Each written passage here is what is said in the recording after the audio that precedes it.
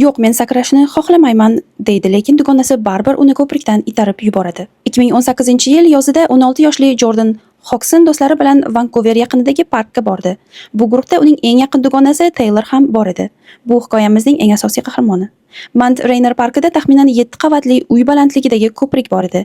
U yerga kelgan odamlar odatga ko'ra shu ko'prikdan sakrashardi. Atrofda buni qilmaslik kerakligi haqida ogohlantiruvchi belgilar bor edi, lekin albatta ko'pchilik bunga parvo qilmasdi. Holbuki u yerda baxtsiz hodisalar juda ko'p bo'lgan. Masalan, 2014-yilda bir erkak shu ko'prikdan sakrashga qaror qilib cho'kib ketgan. 2017-yilda esa boshqa bir yigit belini sindirib olgan edi. Bu faqat ikkita holat xolos. Aslida bunday holatlar juda ko'p bo'lgan.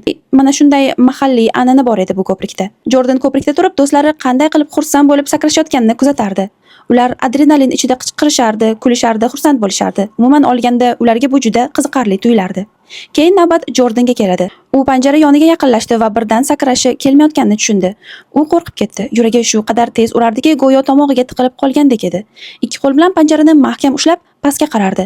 O'sha lahzada u fikridan qaytdi. Bo'ldi, men sakrashni xohlamayman deb aytdi. Do'stlari esa uning ustidan kulishdi va go'yoki uni qo'llab-quvvatlamoqchi bo'lishdi. Ular: "Jordan, bu unchalik qo'rqinchli emas, sakra!" deb baqirishardi.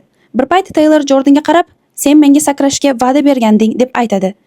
Ammo hech qanday ogohlantirishlarsiz Taylor Jordanning yoniga kelib, uni itarib yubordi.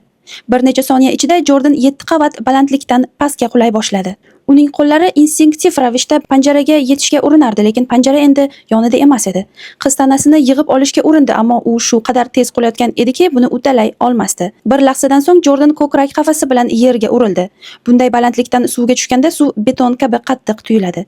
Ko'prikdagi do'stlari esa avvaliga kulishda davom etishardi. Taylor o'zi nima qilib qo'yganini umuman anglamadi. Faqat bir payt ular Jordan cho'kayotganini tushunishdi. Shundan keyingina vahima boshlandi. Yaxshiyamki yaqin atrofda tez yordam texniki bor edi.